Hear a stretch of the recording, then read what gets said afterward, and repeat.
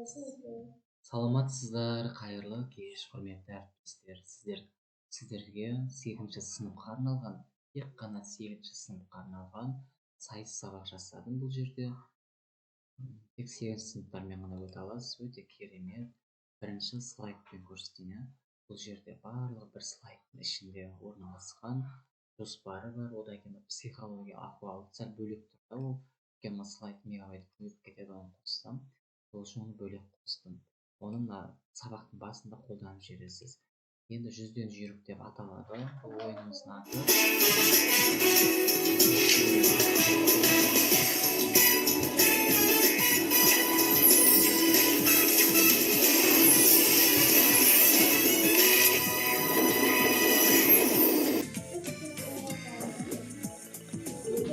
Ойынды бастау дейсіздер.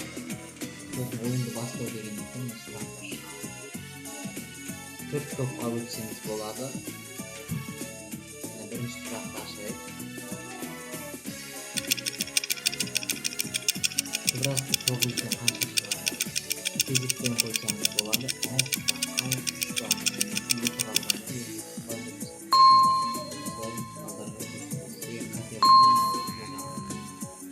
Бірінші басып шығасай.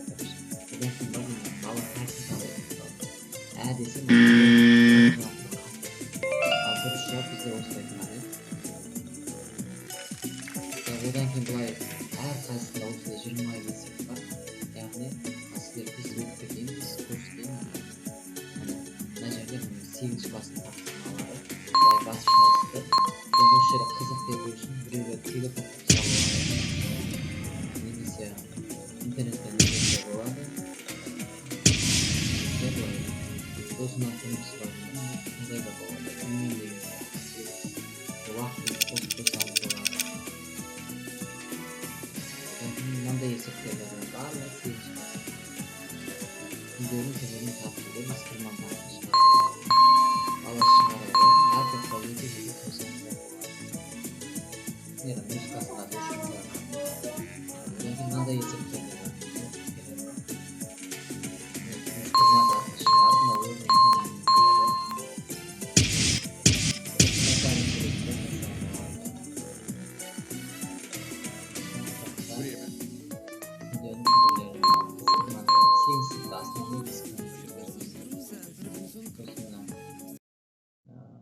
бұл біткеннен кейін осылай келесіздер да екінші слайдына өтесіздер.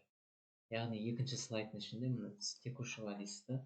Бұл жерде логика әлемі сөйлейді міне. Математика ойдың гимнастикасы, шексіз мүмкіндіктерді ашатын өнер. Сандар үндес болса, тәртіп туады, формулалар сөйлесе, шындық көрінеді. Әр бір дұрыс есеп үшін 3 балл береміз, яғни 3 балл беріп отырамыз. Мына жерде әр топқа былай ашып қойыңыздар. Бізде 4 топ болады ғой, алдына парақ беріп, мына 6 есепті ашып қойыңыз, қайсысы шығарылады, содан бастап шығарсын. Бірақ енді бұлар оқушыларға 40 минут, 30 минут бермей, бір 15 минут берсеңіз жетеді. 15-20 минут ішінде шығарып тастайтын есеп. Осылай 15 минут регламент береміз, 15 минут ішінде шығарады, соны жинап аласыз.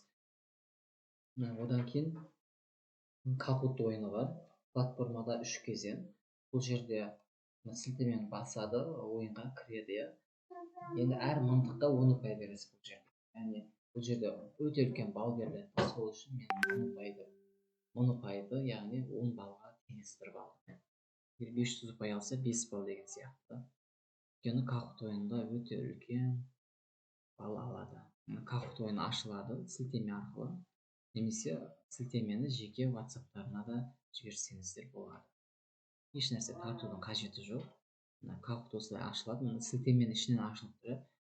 Кейде қиын деп жатады, сілтемен ішінен ашылу, бірақ мен жасаған үлгіде барлық ашылып тұрады. Еш нәрсе тартудың қажеті жоқ.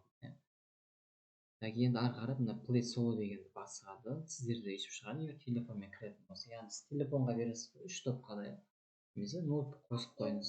Сонда көп уақытыңызды алмайды. 3 топқа да осы Kahoot сілтемесін басып, ноутбук қосып қойыңыз. Бірінші топ, бірінші топқа, бірінші топ деп атын жазып қойсын, окей деп кіріп кетеді. Осылай 6 бізде неше тапсырма еді? 6 тапсырма. Дөңес бұрыштың бұрыштарын қосыңызға тең өрнекті көрсетеді. Мына оқушылар ойланады. Мына формула ғой 8 сыныпта өтілген тақырып. Ұпай алды. Уақыт тез жауап берсе, көп ұпай алады деген сияқты. Жылдамдық бұл жерде. Дұрыс шығарым қадағалайсыздар әріптестер. Екінші есеп. Қарама-қарсы қабырғалары параллель болып келген төртбұрыш қалай аталады? Трапеция, үшбұрыш, параллелограмм міне осылай шығады. Бұдан кейін мына теорема, егер бұрыштың қабырғалары қиып өтетін параллель түзулер оның бір қабырғасынан тең кесінділер қиса, онда бұл түзулер бұрыштың екі қабырғасынан да тең кесінділер қияды. Бұл теорема қалай аталады? Талес теоремасы. Коррект деген дұрыс. Келесі есепке өтеміз енді. Осылай тапсырмаларды орындап, мына теңдіктер негізгі тригонометриялық тепе теңдіктер.